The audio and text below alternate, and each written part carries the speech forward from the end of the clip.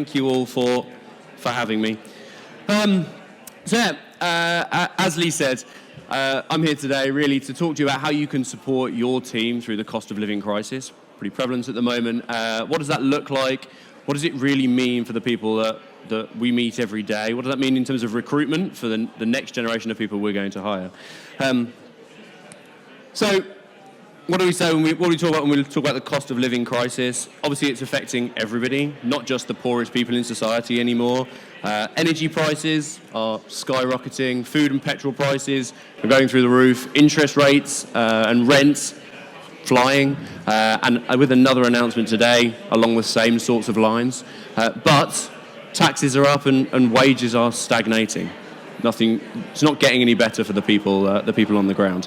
So we, unfortunately, as businesses, can't afford to just throw more money at people. It's just not possible. Margins are being squeezed, and we need to protect our businesses as well. So how can we do that, and what can we offer those people to support them through what is essentially really, really difficult times? In case you haven't read your show guide and Lee's introduction wasn't quite enough, obviously I'm Oliver, Director of Business Development at RideTandem.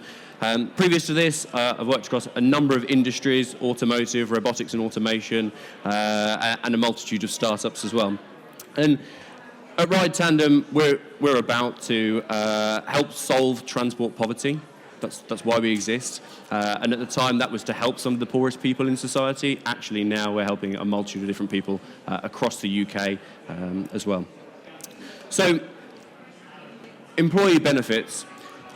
What's outdated? So, 5 years ago, if I was reading a job advert, I might be looking at things like a company car or an on-site gym or health insurance. And these things used to be really, really key to unlocking the very best talent and retaining them as well. Unfortunately, they've become heavily taxed and they're expensive to offer and maintain. And is this really a benefit list that when you're going to hire Gen Z candidates that they actually care about? I don't think so. So in a cost of living crisis, what sort of things do we need to focus on? And we need to spend our budgets better, other than that expensive company car or that on-site gym that is a great initiative to have, but actually there's other things that we can do.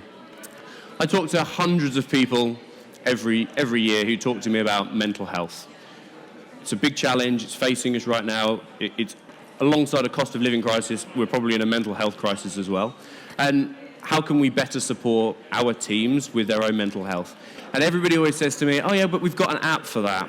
That's great. Of course you have. And all you've ever done is stick a plaster over a much bigger problem. And you've ticked a box, and it looks great on a job advert. But that's probably not the answer that your teams really require. So mental health goes much further than just being able to log into an app and look at some pictures, or to perhaps talk to a counsellor when they want to. So some of the best employers that I work with and talk to have things like on-site mental health first aiders, people who they can actively go to and talk about mental health, and they can feel confident and secure doing that. The other is mental health days, where it's just a day out of a business's life where the business is set to raise awareness around mental health. And during a cost of living crisis, individuals' mental health is only going to get worse. It's not going to get better. And how can we better support them? Well, obviously, you can do all those things that we've just mentioned, but there are other initiatives as well, and it goes beyond just that individual employee. So it is no longer just about that person. It's also about their support bubble. Who looks after them? What's important to them? So that might be their parents, their partners, their children. And when one of those people outside of that bubble might be struggling, it's important that they also have access to some support to be able to help fix that. We're not looking at an individual anymore. We need to look at a much bigger picture. So offering that support out to their wider network is also a great way in which it might just be an app, but it's an app that everybody can access. Financial well-being. Obviously, during a cost of living crisis, the one thing that is going to hit everybody, it hits everybody's pocket. How can we support those people to make better financial decisions, but also help them to go above and beyond? I'm really lucky in the business that we work in. We're a relatively small team, and we can support our employees with advances on their wages, etc., etc. But not everybody has that luxury. So fantastic tools like WageStream. Has anybody heard of WageStream in the room? No? Yeah, excellent. A WageStreamer. WageStream's a great tool that we actually use internally at RideTandem that allows employees to access a portion of their wages that are already earned early through an app, through a click of a button. So if they get paid monthly, but they need to access £100, rather than that person turning to a payday loan company or having to come to HR and have a difficult conversation, they can jump straight into the app. They can draw that money down at very little cost, and it's almost free to the companies that want to employ it as well. Fantastic tool and initiative. It's not just about the access to money that they benefit from. The WageStream service. I think I work for WageStream at this rate, so I'm a big advocate of this, but it's also the access to financial advice and financial planning tools that we don't normally offer as a business right now. The next topic on there is food. And we've all heard about food banks and the impact that has on the community. But as a business, lots of people are already doing this, offering a stocked kitchen, just so that that person that comes into work that day can start the day right with one meal, because they might not have had that meal when they left home this morning, and they might not have access to another meal until the end of the day, if at all. So offering a stocked kitchen, even if it is just breakfast, is a great way of making sure that everybody gets to eat.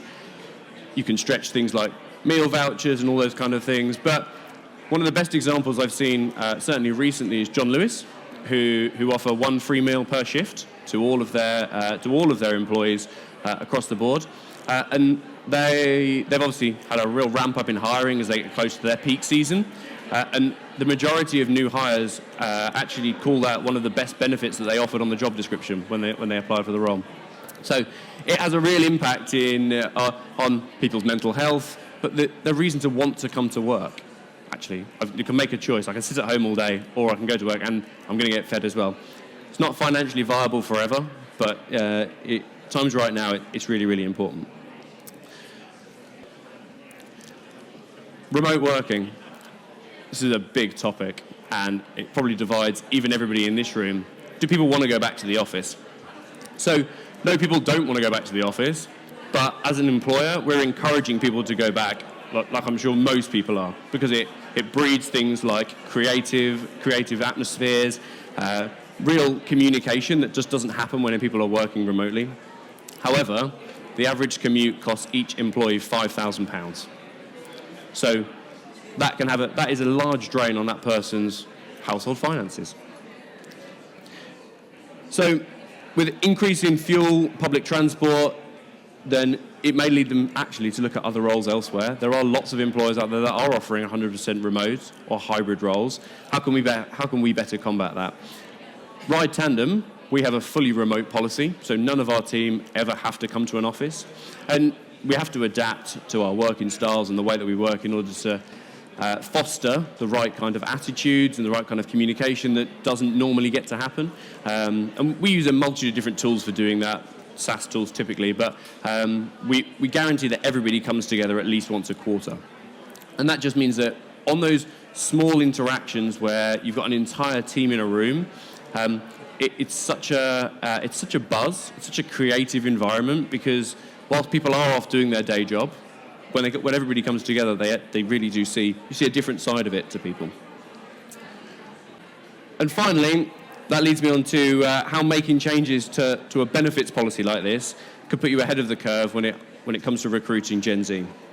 So this emerging generation has higher expectations for the workplace than ever before. They prioritise flexibility, working arrangements, shared values, higher pay, and increased support for mental health. In fact, 42% of Gen Z workers value a work-life balance, remote working, and flexible leave as their top priorities when they're looking for a job. This generation prioritises jobs where they can expand their skills and broaden their talent and experience. And this means that employers will need to change how they attract, hire, develop, and retain talent, fostering personal development.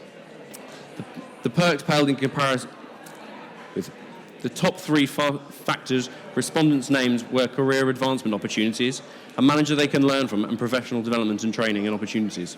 So we go all the way back to here. Not one Gen Z candidate really cares about a company car. They do care about having an on-site gym, but is that important when it comes to looking after themselves? Thank you all for coming. I hope it was worthwhile. And yeah, please connect with me on LinkedIn. Any questions?